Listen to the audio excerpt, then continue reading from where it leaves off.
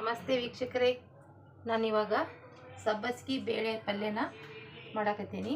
ಇಲ್ಲಿ ಉಳ್ಳಾಗಡ್ಡಿ, ಹಸೆಕಾಯಿ, ಕರಿಬೇವು, ಬೆಳ್ಳುಳ್ಳಿ, ಕೊತ್ತಂಬರಿ, ಟೊಮೆಟೊ ಹಣ್ಣು ಎಲ್ಲನೂ ನಾನು ಹೆಚ್ಚಿಟ್ಕೊಂಡಿನಿ.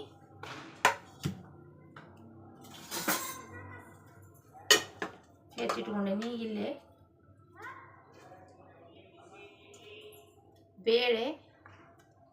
ಬೇಳೆಕಾಳು ಸಬ್ಬಸ್ಗಿನ ನಾನು ಕುದಿಸಿಟ್ಕೊಂಡಿನಿ. ಇವಾಗ ನೋಡಿ ವೀಕ್ಷಕರೇ, ಇವಾಗ ನಾನು ಏನು ಮಾಡ್ತೀನಿ ಅಂದರೆ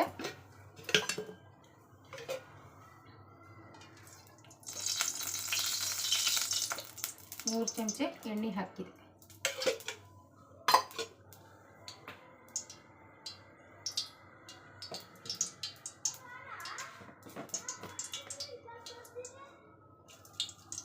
ಅರ್ಧ ಟೀ ಸ್ಪೂನಷ್ಟು ಸಾಸಿವೆ ಕಾಳು ಹಾಕ್ತೀನಿ.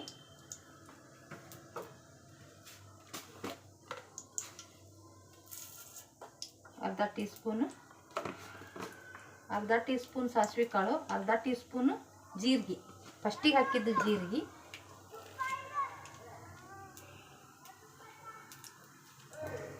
ಒಂದೆಳಿ ಕರಿಬೇವು,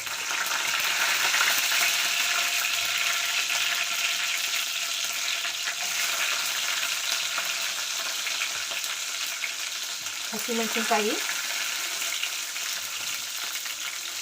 ಉಳ್ಳಾಗಡ್ಡಿ, ಬೆಳ್ಳುಳ್ಳಿ,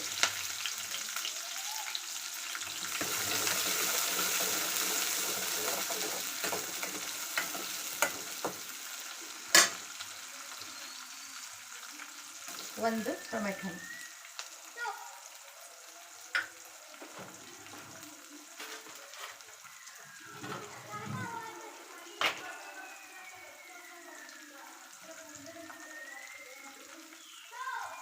ರುಚಿಗೆ ತಕ್ಕಷ್ಟು ಉಪ್ಪನ್ನು ಹಾಕಿದೆ.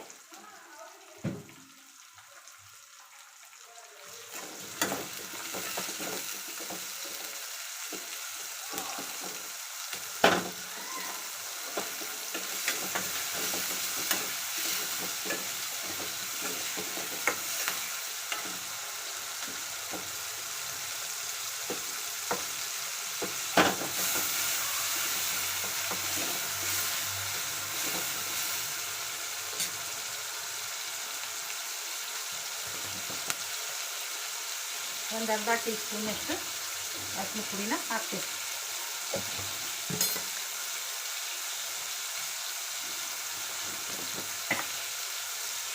ಅರ್ಧ ಟೀ ಸ್ಪೂನು ಗರಂ ಮಸಾಲ,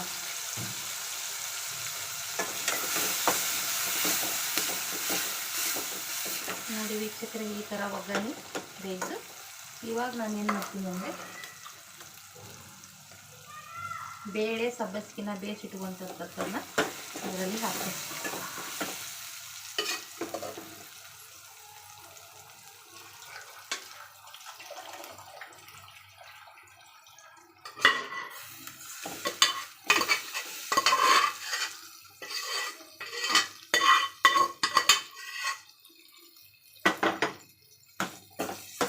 ಈ ಥರ ಇದನ್ನು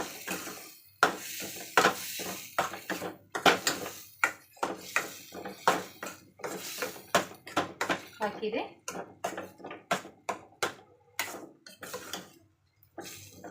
ಇದನ್ನ ಸ್ವಲ್ಪ ಹೊತ್ತು ಬೇಯಿಸ್ತೀನಿ. ನೋಡಿ ವೀಕ್ಷಕರೇ, ಸಬ್ಬಸ್ಗಿ ಬ್ಯಾಳಿ ಪಲ್ಯ ರೆಡಿ ಆಯಿತು. ಸಬ್ಬಸ್ಗಿ ಬ್ಯಾಳಿಯನ್ನು ಕುಕ್ಕರ್ನಲ್ಲಿ ಒಂದು 4 ಸಿಟಿ 5 ಸಿಟಿ ಅನಿಸಿ ಚೆಂದಾಗಿ ಹಣ್ಣಿನ ಹಂಗೆ ಬೇಯಿಸಿಟ್ಕೋಬೇಕು.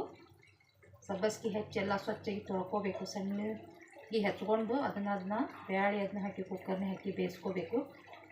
ಯಾಕಂದ್ರೆ ಸಬ್ಬಸ್ಗಿ ಸ್ವಲ್ಪ ಮದ ಇರ್ತೈತಿ, ಅದು ಬಸ್ತು ತೆಗೆದ್ರೆ ಅದ್ರ ಮದ ಹೋಗ್ತೈತಿ. ಅದಕ್ಕೆ ಎಣ್ಣೆ ಕಾಯಕ್ಕೆ ಇಟ್ಕೊಂಡು ಸಾಸಿವೆ ಜೀರಿಗೆ ಹಾಕಿ ಒಗ್ಗರಣೆ, ಕರಿಬೇವು, ಕೊತ್ತಂಬರಿ, ಉಳ್ಳಾಗಡ್ಡಿ, ಟೊಮೆಟೊ ಹಣ್ಣು, ಬೆಳ್ಳುಳ್ಳಿ ಇವನ್ನೆಲ್ಲ ಹಾಕಿ ಒಗ್ಗರಣೆ ಮಾಡ್ಕೋಬೇಕು. ಖಾರ, ಹಸಿಮೆಣ್ಸಿನ ಖಾರ ಹಾಕ್ಬೋದು, ಒಣ ಖಾರನಾದರೂ ಹಾಕ್ಬೋದು.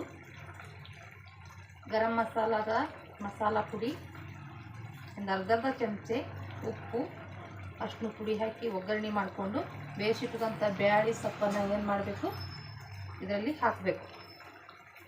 ಇವಾಗ ನಾನು ಹೆಚ್ಚಿಟ್ಟಂಥ ಕೊತ್ತಂಬರಿಯನ್ನು ಹಾಕ್ತೀನಿ.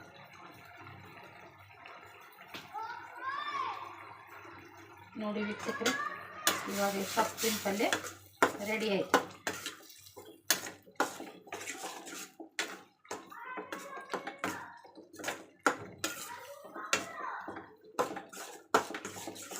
ನೋಡಿ ವೀಕ್ಷಕರೇ, ಸಬ್ಬಸಿಗೆ ಬೇಳೆ ಪಲ್ಯ ರೆಡಿ.